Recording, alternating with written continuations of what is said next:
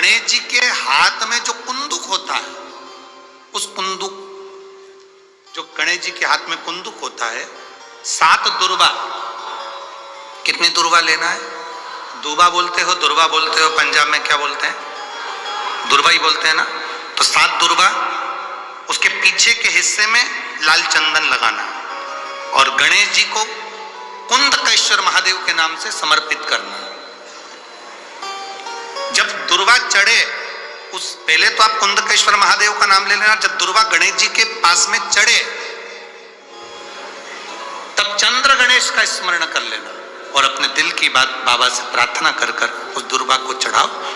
एक दुर्वा उसमें से मांग कर लेकर आओ।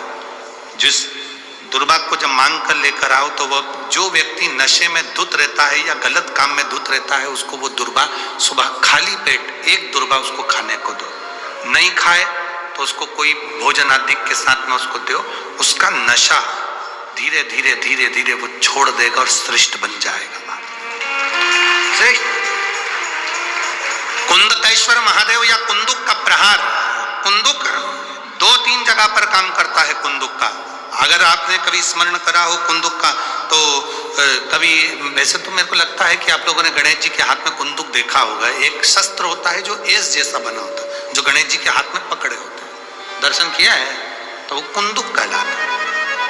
जो बहुत चिड़चिड़ा हो जाए, बहुत अपशब्द कहना, बहुत ताने देना, बहुत गाली देना, बहुत आड़ा टेढ़ा कहना, जरा जरा सी बात में बिखर जाना, क्रोध आ जाना।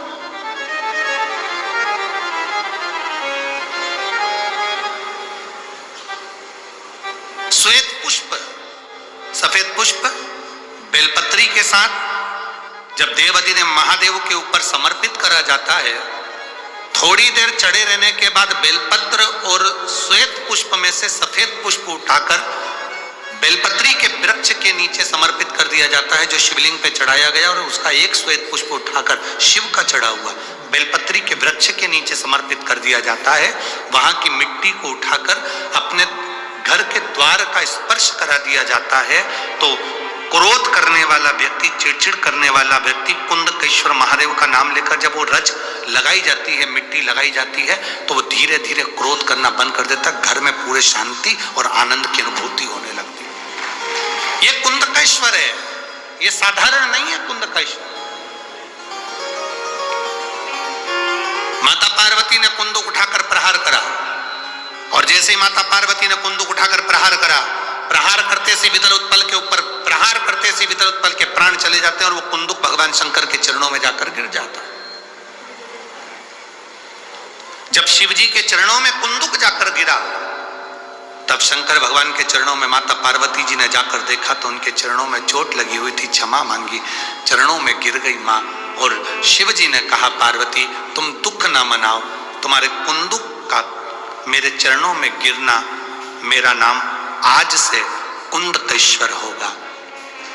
पार्वती, मेरे चरणों में कुंदुक का प्रहार हुआ और मेरा नाम कुंदकेश्वर हुआ।